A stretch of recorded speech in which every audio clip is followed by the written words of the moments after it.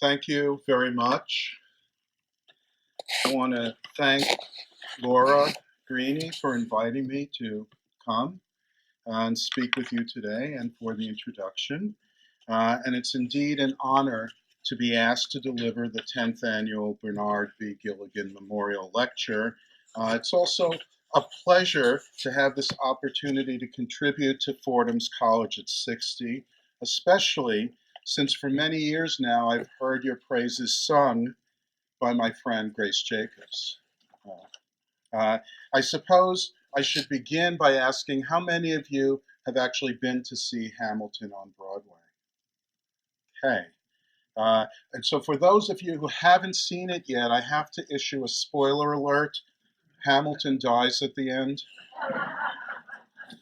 Aaron Burr challenges him to a duel. Hamilton fires into the air and Burr shoots him. Or did you already know that? I guess you can't keep anything a secret nowadays. But for those of you that haven't seen Hamilton yet, I do recommend listening to the music before going to see the performance, maybe even reading the lyrics because they can be hard to understand at times, especially with the rap songs. But without a doubt, you can still enjoy the musical without doing that homework. But given how hard it is to get tickets and how much they cost, you might want to get the most out of the experience. Now, of course, that's assuming you can get tickets to see the show in the first place. Lin-Manuel Miranda's hit musical has been the hottest ticket on Broadway for the past 4 years. Likewise, sales of the original cast recording have been astronomical, and add to this the release in 2016 of an album called the Hamilton Mixtape, bestseller with contributions from a variety of popular singers. But the idea of the Hamilton Mixtape actually preceded the musical itself. It was the name of a project that Miranda originally conceived of as a collection of rap songs. The project was publicly introduced via a performance at the Obama White House in 2009, in which Miranda sang an early version of the musical's opening number. It's been uploaded to YouTube, and the recording has exceeded 10 million views, and there are many other performances that are available online. So as a popular phenomenon, Hamilton far transcends the New York theater scene, and its significance goes beyond the quality of the soundtrack recording or Miranda's talent as a composer, lyricist, and hip-hop artist. Beyond all that, it is the subject matter of the play that is the reason it looms so large in the national psyche. The playbill for Hamilton lists book, music, and lyrics by Lin-Manuel Miranda, followed by Inspired by the book Alexander Hamilton by Ron Chernow. Now, Chernow is the author of several award-winning biographies, and his best-selling biography of Hamilton was published in 2004. 4 years after its publication, Miranda picked up a copy while he was taking a break from his first Broadway show, In the Heights, a musical set in Washington Heights. And as Miranda tells the story, after reading only the first couple of chapters, he immediately saw in Alexander Hamilton, and I quote, someone who embodies hip-hop. In other words, Miranda, a New Yorker of mostly Puerto Rican descent, born in 1980, was able to relate to and identify with one of America's 18th century founding fathers. Now, Chernow's involvement as a consultant on the show has given it a particular aura of validity and authenticity, and there is, of course, a certain allowance for poetic license and the need to work within the constraints of a limited time frame and narrative and dramatic form, not to mention the fact that people don't normally burst into song all the time.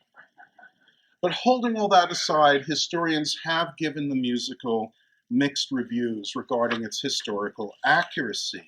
And there's been criticism of the show regarding omissions, distortions, and exaggerations, and this in turn has led scholars to reevaluate Chernow's biography, which was almost unanimously praised following its publication, but is now seen by critics as the source of some of the play's inadequacies. Now, debate over the historical record, our understanding and interpretations of historical fact, and the framing of historical narratives is never ending. And that's a good thing, not the least because it keeps history writers and scholars, it keeps them employed. But I'm not interested, I want to tell you, however, in taking part in that debate. And also, my interest in Hamilton is not primarily in the quality of the theatrical production, the musicological significance of its compositions, or the literary merit of its lyrics. As a scholar of communication, I'm interested in Hamilton as a type of rhetoric and a form of popular culture. Put another way, I see the musical as a form of myth, and Miranda as a myth maker, channeling the muses in the manner of the blind poet Homer, singing the songs that we know as the Iliad and the Odyssey. Indeed, I believe that it is the mythic resonance of the musical that is the main source of its popularity and its importance. And I want to stress that myths are a vital and essential component of human culture necessary for survival, providing us with a shared sense of identity, binding us together as communities. Myths tell us who we are and why we are, where we come from, what we're a part of, and how to live our lives. I also want to stress that myths are not the equivalent of history. History is based more or less on facts. Myths represent systems of belief.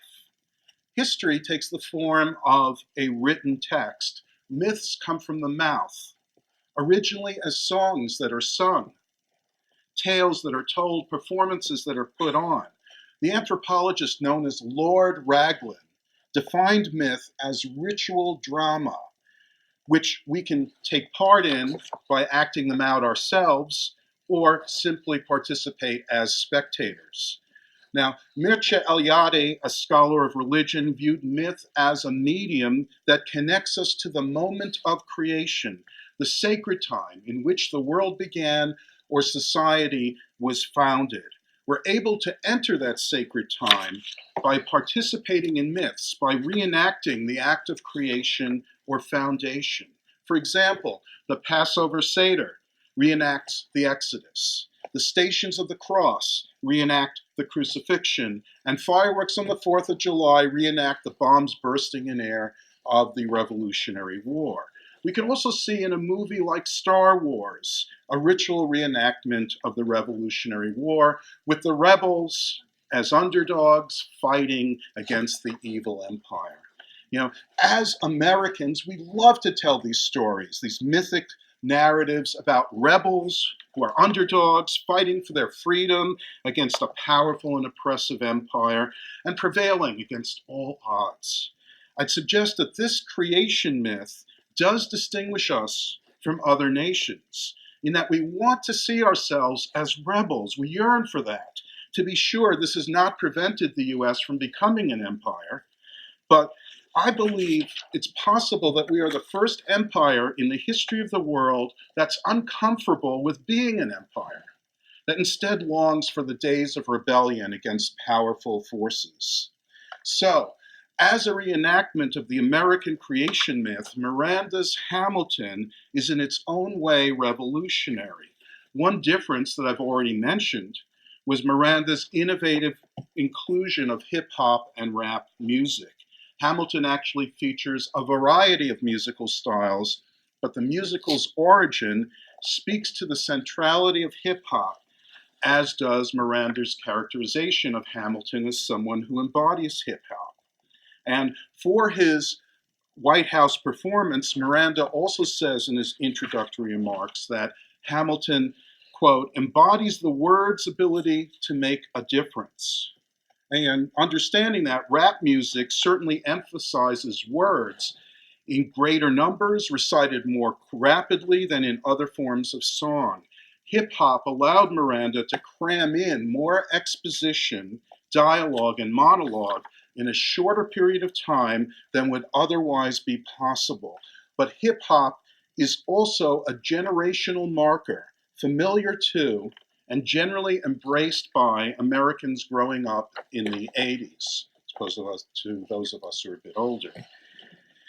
Reinvigorating a mythic narrative by incorporating new or more contemporary varieties of song is easy enough.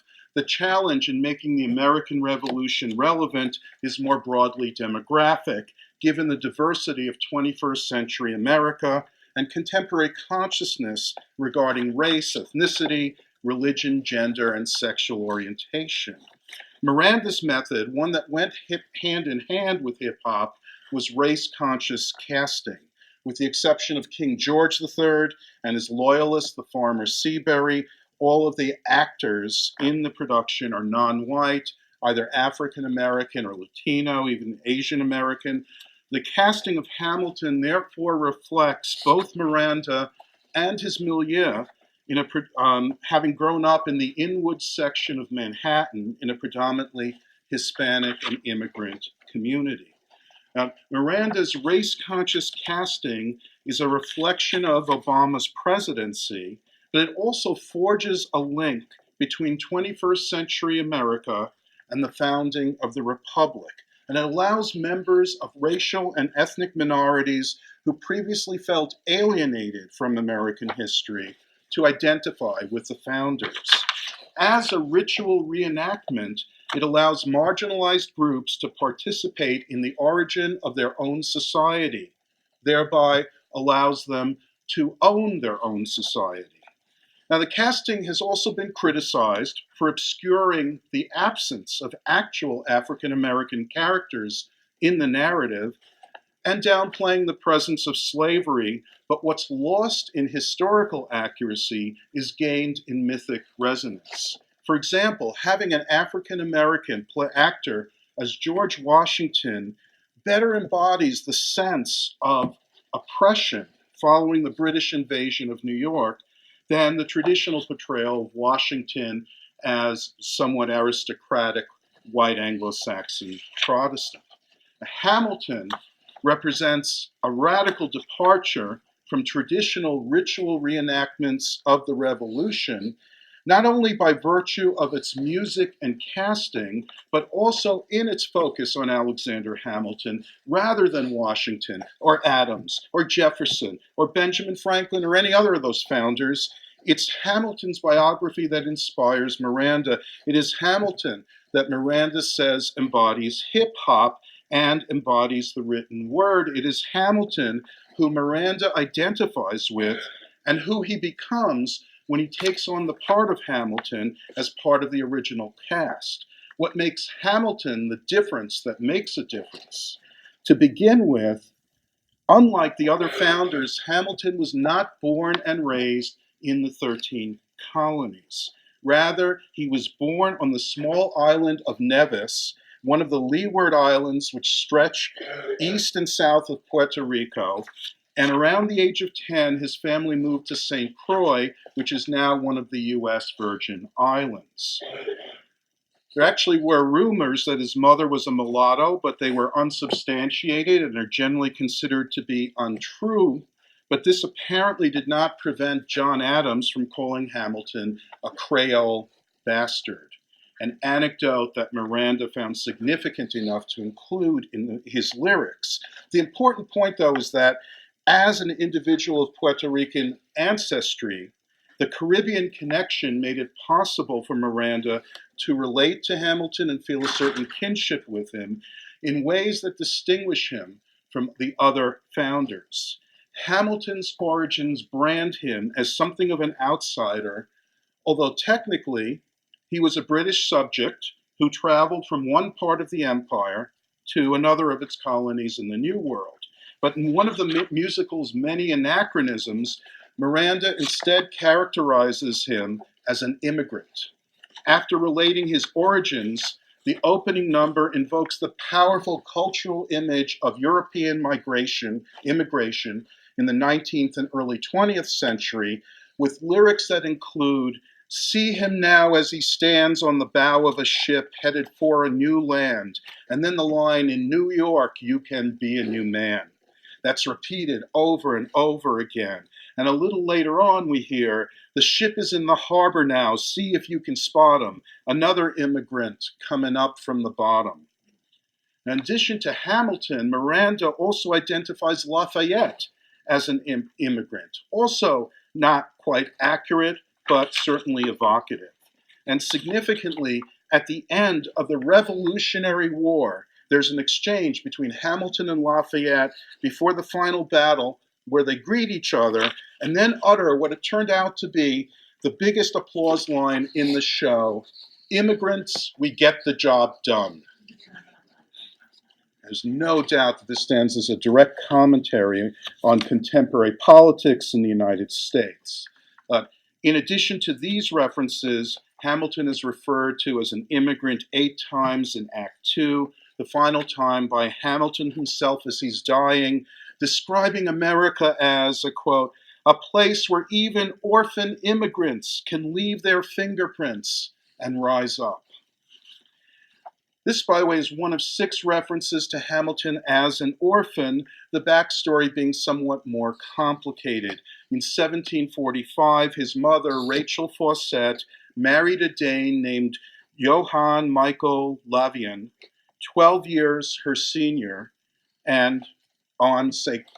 Croix. Their union was not a happy one. Rachel was accused and did not deny committing adultery, which led to her being branded a prostitute, a characterization that Chernow describes as absurd.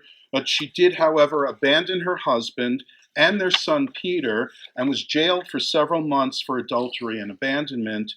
Afterwards, rather than submitting, she ran away to St. Kitts, where she met James Hamilton, who was the son of a Scottish laird. James Hamilton had met with financial ruin in the New World, but because she never obtained a divorce, which would have been a long and difficult process at that time, their children, James Jr. and Alexander, born after they moved to Nevis, were considered illegitimate, quite a stigma in those days. And later speculation included the possibility that Alexander's father was another man entirely, but either way, he had to contend with being referred to as a bastard by his enemies. Miranda coupled together bastard and orphan in narration sung by Aaron Burr 3 times, a 4th variation doubling down on his illegitimate status. He refers to him as whoreson instead of orphan. In one instance, Hamilton himself refers to himself as a bastard orphan, and again, there's Adam's insult, Creole bastard. Being born out of wedlock is not the reason that Hamilton is referred to as an orphan, though. James Hamilton moved his family to St. Croix in 1766, and soon after, he deserted them. A year later, Alexander and his mother contracted an infectious disease which had them sharing a sickbed, suffering from fever, vomiting, and diarrhea, resulting in his mother's death. A cousin, Peter Lytton, became the boy's legal guardian, but 3 years later committed suicide, leaving Alexander and his brother with nothing in his will. Additionally, their aunt, uncle, and grandmother had all died, so they were penniless and alone. In this sense, Hamilton's orphan status represents a more complicated and more desperate situation than might otherwise be imagined. Also note that this is consistent, being an orphan, with the archetype of the American hero. Typically, the American hero is an outsider, rootless, and an orphan, not unlike popular heroes such as the Lone Ranger, Shane, Superman, Batman, Spider-Man, and Luke Skywalker. Now, as a young adult, during the Revolutionary War, Hamilton meets Angelica Schuyler at a winter ball, and she asks, "Where's your family from?" And he replies, "Unimportant," and goes on to talk about his plans for the future. Angelica then confides to the audience, "I asked about his family. Did you see his answer? His hand started fidgeting. He looked askance. He's penniless. He's flying by the seat of his pants." And she goes on to explain, "I'm a girl in a world in which my only job is to marry rich, My father has no son, so I'm the one who has to social climb for one. So I'm the oldest and the wittiest, and the gossip in New York City is insidious, and Alexander is penniless. Ha! That doesn't mean I want him any less. But setting aside her own desires, she introduces Hamilton to her sister Eliza, who becomes his bride. In proposing to Eliza, Hamilton explains, Eliza, I don't have $1 to my name, an acre of land, a troop to command, a dollop of fame. All I have's my honor, a tolerance for pain, a couple of college credits, and my top-notch brain. And a little later he relates, I've been living without a family since I was a child. My father left, my mother died, I grew up buck wild.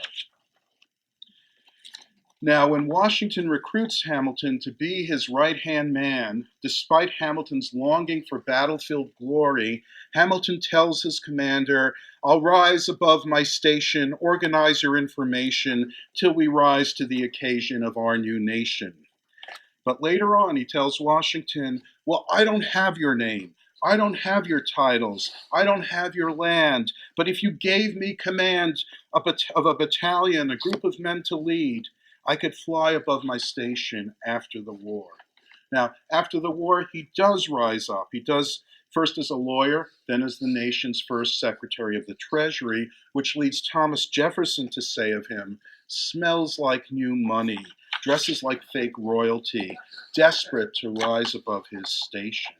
And that put down reinforces, though, Miranda's portrayal of Jefferson as an elitist. I mean, Hamilton stands in contrast to the landed gentry like Jefferson, Washington, Madison, and Adams. His story fits well with the myth of the American dream, the Horatio Alger rags to riches story, and in this he is alone among the founders with the exception of Benjamin Franklin, who's entirely absent from the musical. The myth of this myth of success, has had a long association with immigrants. And the mythic image of America as the land of opportunity does not include a guarantee of success, but that getting ahead is based on, requires ambition and hard work. This is conveyed in the musical soon after Hamilton's arrival in New York through the song My Shot, with his repeated line, I am not throwing away my shot, I'm not throwing away my opportunity. But that line is echoed over and over again throughout the play. It's also a line that carries a double meaning and more than a little irony, because that's exactly what Hamilton does in the duel with Burr, leading to his death. But at this early point in the production, it's all about Hamilton's dedication to bettering himself as he sings, I am just like my country, I'm young, scrappy, and hungry, and I'm not throwing away my shot. And in this way, Miranda portrays Hamilton as archetypically American and intimately identified of the same substance, embodying the new nation, in fact, a nation that had not yet been born yet. Miranda paints the portrait of Hamilton in this way as an exceptional individual who's saved by his intelligence, who lifts himself up by his own bootstraps through reading and writing. Here's how the opening number begins now. How does a bastard, orphan, son of a whore, and a Scotsman, dropped in the middle of a forgotten spot in the Caribbean by Providence, impoverished in squalor, grow up to be a hero and a scholar? The $10 founding father without a father got a lot farther by working a lot harder, by being a lot smarter, by being a self-starter.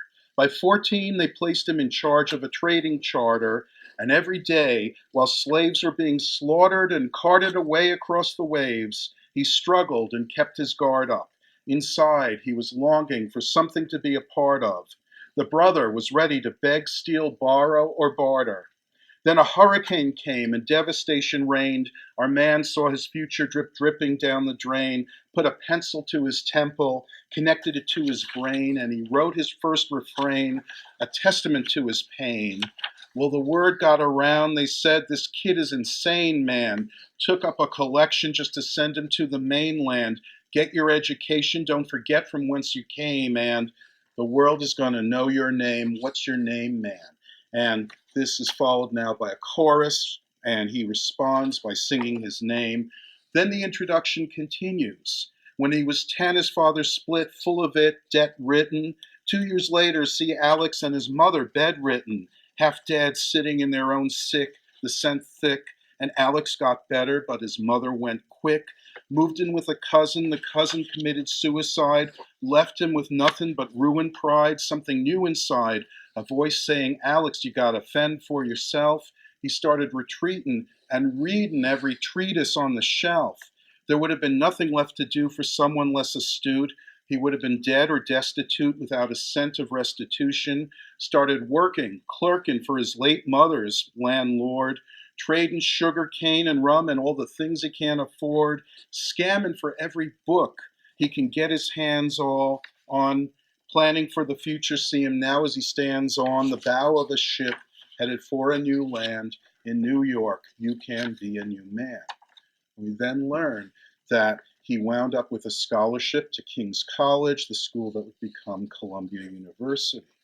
Now, particularly revealing is the song that closes the first act, Nonstop, a term that describes Hamilton's energy and his prolific writings and publications. Disapprovingly, Burr sings, why do you write like you're running out of time? Write day and night like you're running out of time. And this foreshadows, of course, that his life will be cut short.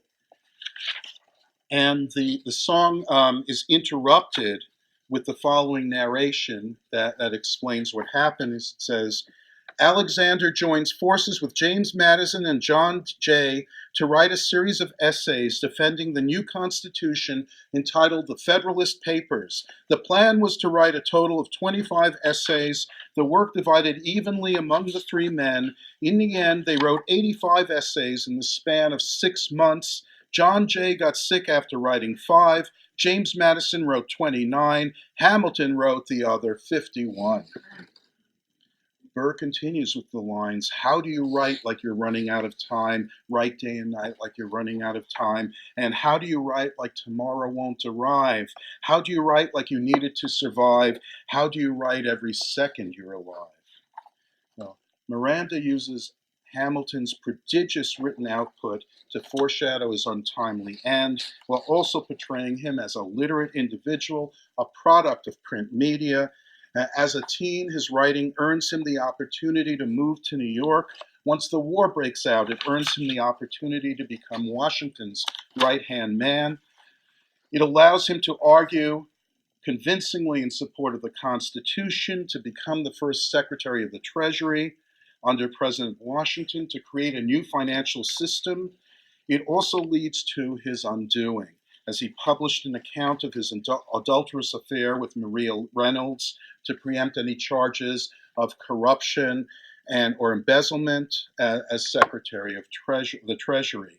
And the song Hurricane depicts Hamilton in turmoil, remembering how his ability to write saved him as a youth. He sings, when I was 17, a hurricane destroyed my town. I didn't drown, I couldn't seem to die. I wrote my way out. Wrote everything down as far as I could see. I wrote my way out. I looked up and down. The town had its eyes on me. They passed the plate around. Total strangers moved to kindness by my story, raised enough for me to book passage on a ship that was New York bound. And then he goes on to recall that the role that writing played in all of his significant achievements. I wrote my way out of hell. I wrote my way to revolution. I was louder than the crack in the bell. I wrote Eliza love letters until she fell.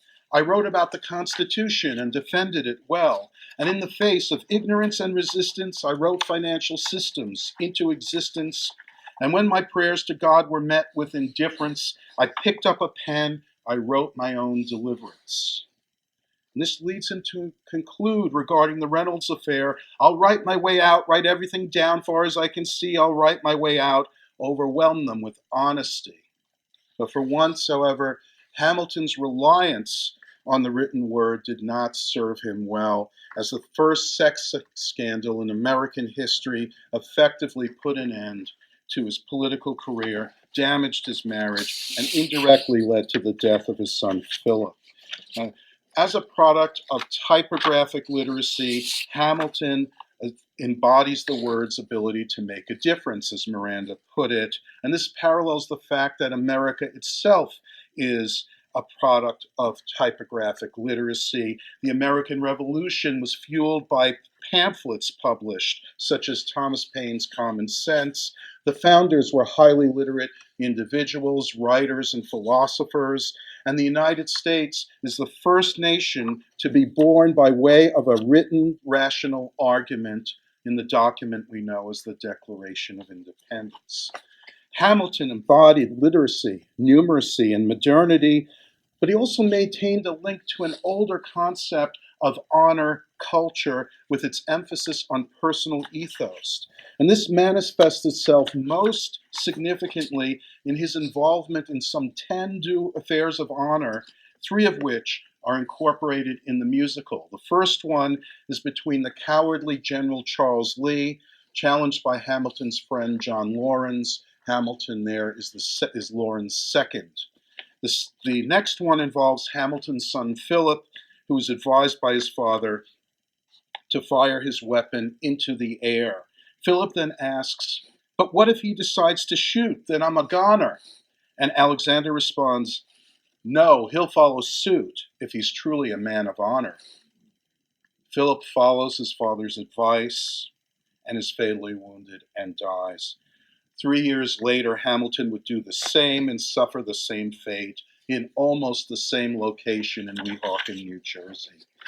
Hamilton's propensity for dueling, no doubt, is one of the reasons that Miranda saw him as embodying hip-hop, as a number of rappers have had their lives cut short by gun violence, one just a few days ago.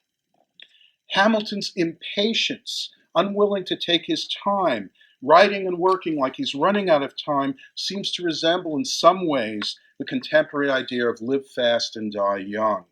His image is of someone who holds nothing back, is brash, honest, and ready to fight with an in-your-face attitude.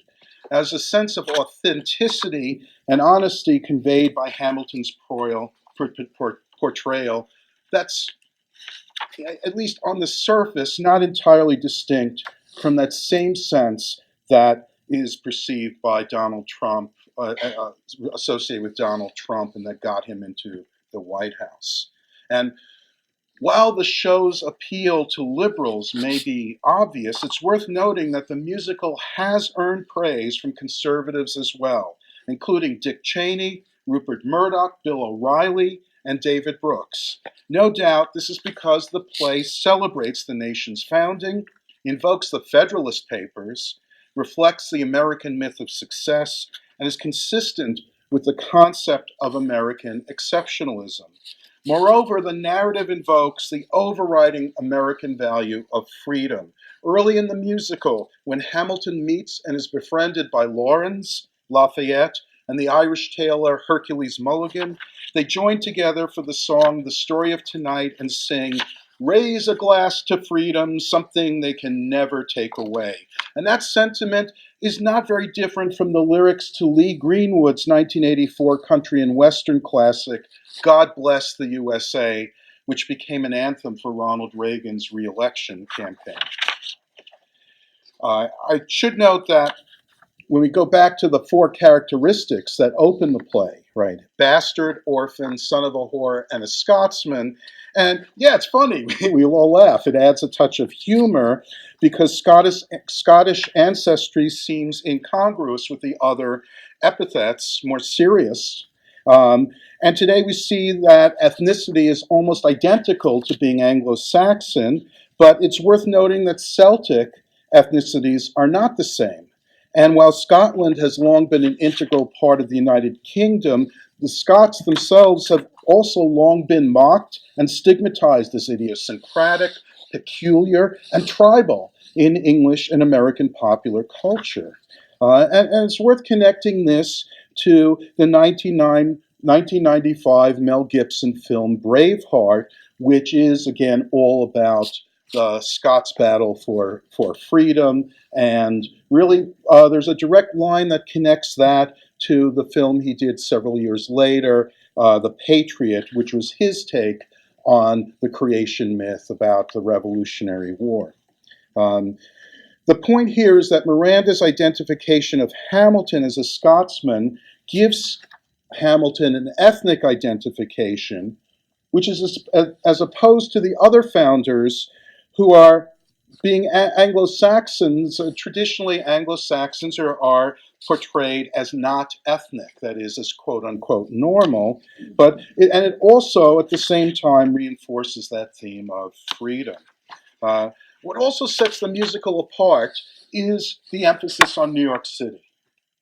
As noted, Hamilton arrives in New York, and as an immigrant, he enrolls in King's College, and in the play, the wealthy Schuyler sisters sneak downtown without their father's knowledge to gawk at the college students, and Angelica sings, look around, the revolution's happening in New York."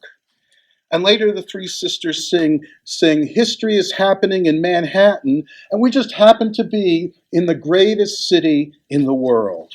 Now that line, in the greatest city in the world, is repeated a number of times in that song, and it represents another anachronism. At this time, no city in the colonies could compare to the great cities of Europe, and for that matter, New York was not even the leading city in the New World, or in the 13 colonies. No doubt the fact that Miranda is a native New Yorker had something to do with describing the city in this way. It also connects the New York of colonial times with today's greater New York, which I think we all know is the greatest city. It's also the most diverse city in the US and quite possibly in the world, and that diversity represents the demographic changes associated with 21st century America much better than the more homogeneous populations of Boston and Philadelphia, the cities we typically associate with the American Revolution.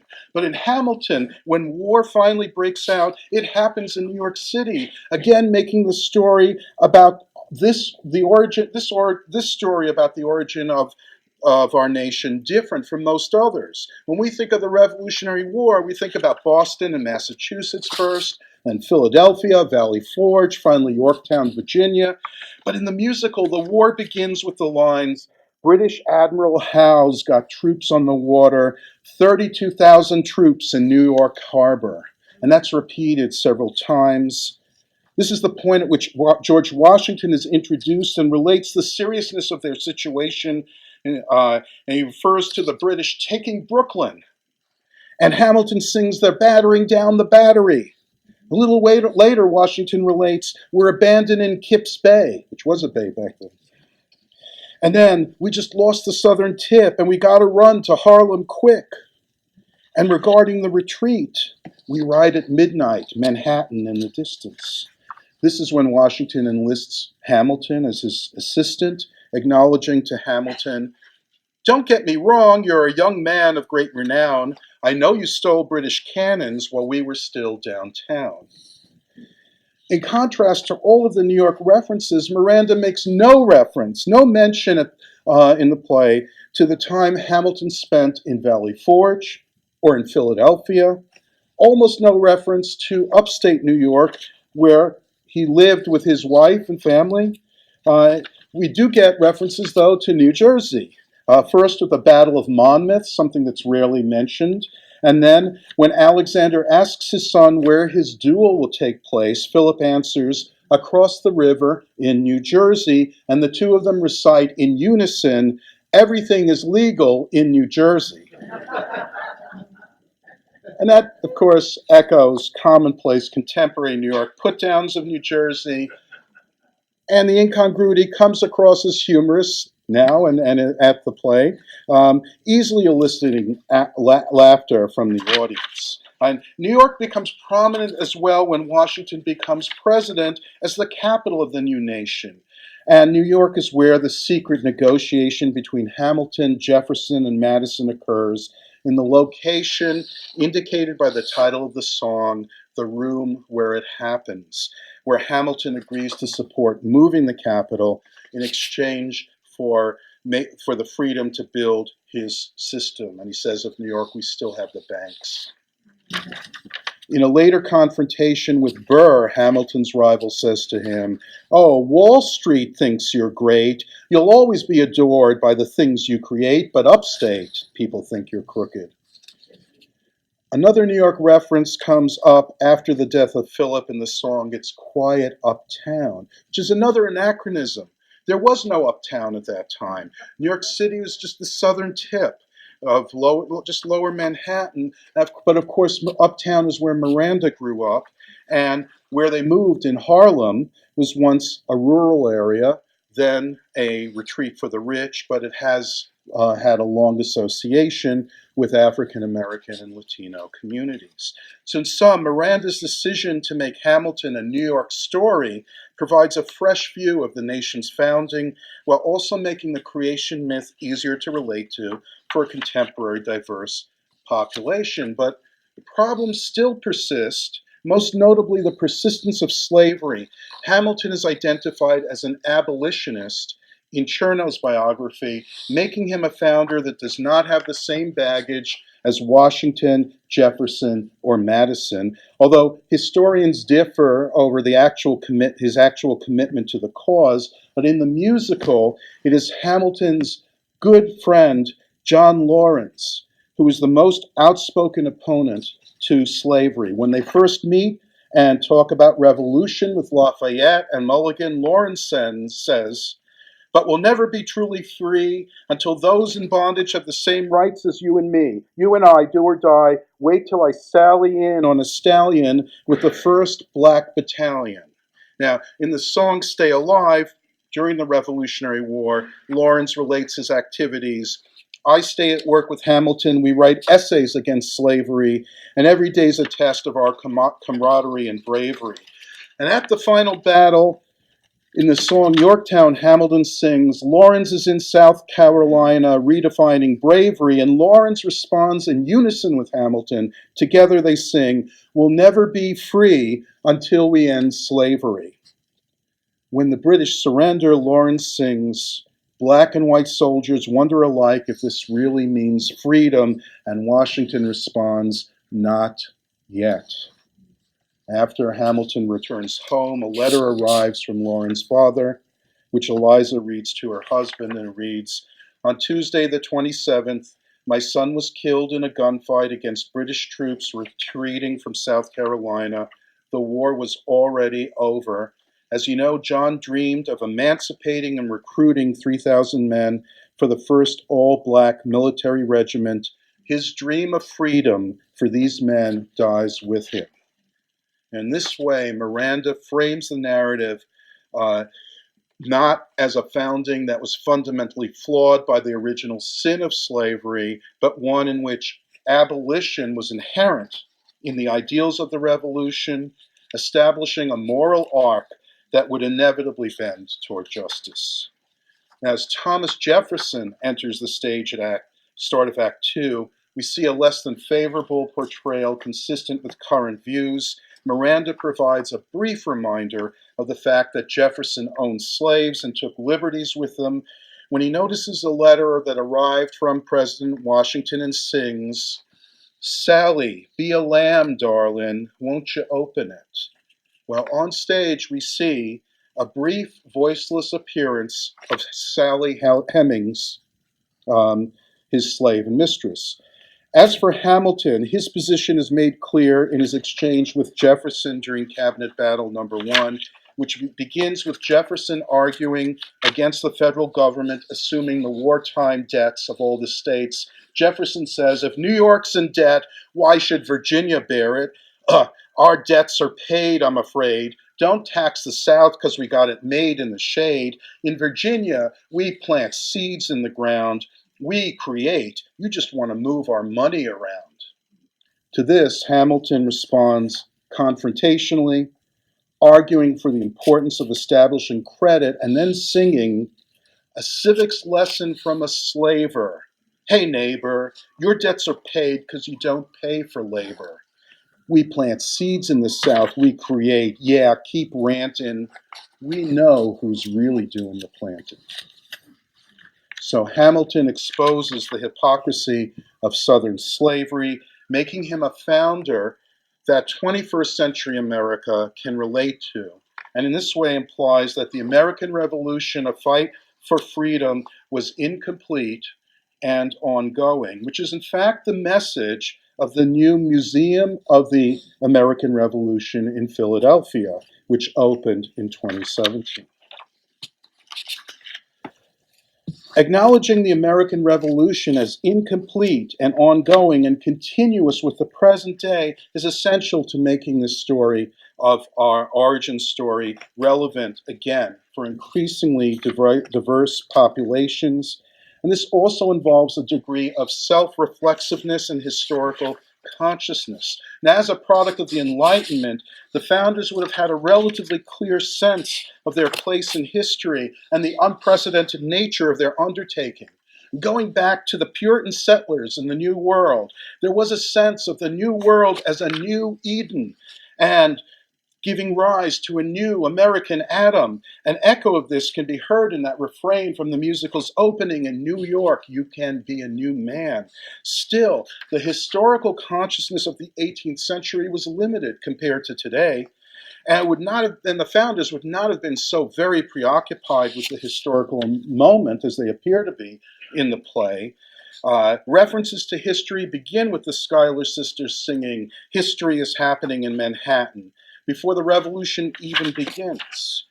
Before the Battle of Yorktown, Washington is featured in the song "History Has Its Eyes on You," in which the general begins by telling the story of his disastrous first command and then sings, "Even now I lie awake, knowing history has its eyes on me." He then admonishes Hamilton to remember, from here on in, history has its eyes on you. Both lines are echoed by the chorus, and the line, "History has its eyes on you," is repeated 7 times at the close of the first act, and again several more times during the second act.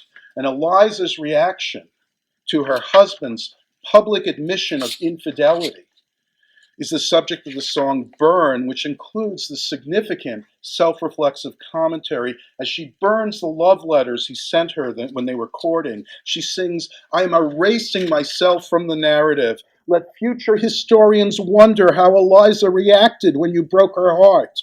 You have torn it all apart. I am watching it burn, watching it burn. The world has no right to my heart.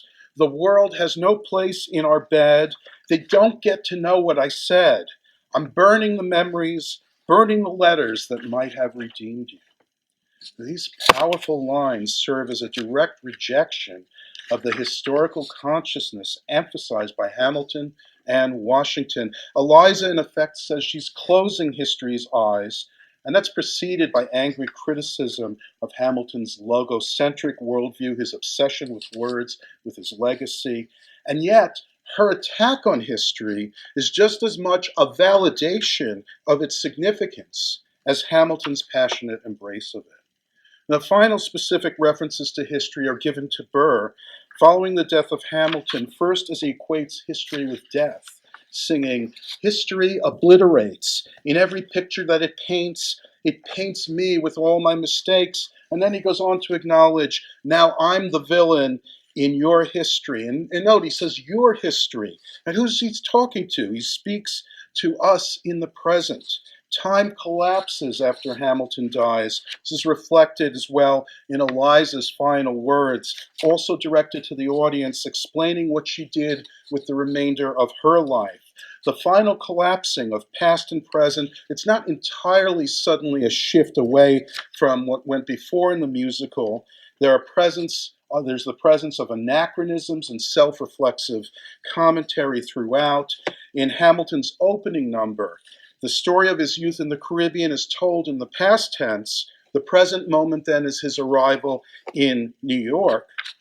But also there are references to his future that again collapse time.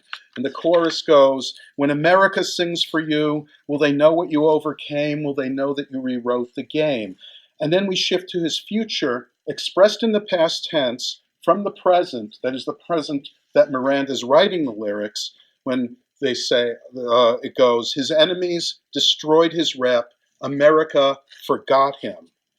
The collapse of time can be considered a purely poetic device, but it's also consistent with the musical as a form of ritual drama, bringing us into a sacred time that intersects with all other times, and in which we are present and participating in the time of creation. And this, he can be likened to the singer of tales who invokes the muses, not only to relate the events of the past, but to reenact them, bring them to life and into the present moment. In contemporary electronic culture, as Marshall McLuhan would explain, we see a retrieval in modified form of some of the elements of oral culture, notably in hip hop and rap music and the technologies of digital sampling and sound recording. One of the most evocative set of lines in the musical first appears in History as Its Eyes on You, when Washington tells Hamilton, "Let me tell you what I wish I'd known when I was young and dreamed of glory. You have no control. Who lives? Who dies? Who tells your story?" The finale, aptly named, "Who lives? Who dies? Who tells your story?" has Washington repeating his lines, and the single line, "Who lives? Who dies? Who tells your story?" repeated over and over again before Angelica Schuyler sings, "Every other founding father's story gets told. Every other founding father gets to grow old." Again, this is told from the present moment, but the present when Miranda wrote the play, not the present moment of the performance, because Hamilton's story has just been told. And that's not to mention the fact that the musical's popularity has, in fact, lifted Hamilton up from relative obscurity to quite a lot of fame, even to the extent of convincing Treasury Secretary Jacob Lew in 2016 to reverse his decision to replace Hamilton on the $10 bill. Right? Following Angelica's lines, Burr asks, "And when you're gone, who remembers your name? Who keeps your flame? Who tells your story?" And the last line is repeated many more times as Eliza tells us, "I put myself back in the narrative," and tells the audience about her activities over the half century that she lived. And the musical ends with the lines repeated several times, "Will they tell your story? Who lives? Who dies? Who tells your story?" The narration in the musical harkens back to the Greek chorus and the origins of theater, but behind the scenes, Miranda is the storyteller telling the story, and it's told in this highly self-conscious way. This is not an excursion into postmodern self-reflexivity that reduces the subject matter to ironic references. Rather, it's a heartfelt appeal to think beyond the present moment, to embrace the past and consider the future. Time is a prevailing theme in the play. Hamilton, characterized as never taking his time, as running out of time, never having enough time, and in the finale, Eliza being given the gift of time that he never had. The chorus sings the single word, time, over and over again at the end, punctuating the final lines of the play. There is the profane time that is fleeting, ephemeral, but there's also the sacred time of myth and ritual, the time of eternity, which we can enter by telling our stories, both great and small. Miranda's Hamilton, then, is a creation myth that makes the American Revolution relevant again for the 21st century by presenting us with a narrative about the founding of the Republic that resonates with an increasingly more diverse population of the United States today, that incorporates progressive values with conservative ideals, that gives us a revolution that is ongoing in the present rather than frozen in the past, that therefore provides us with a living tradition for our culture, and through ritual drama allows us to enter into a sacred time where we can participate in the formation of our shared American identity. Thank you.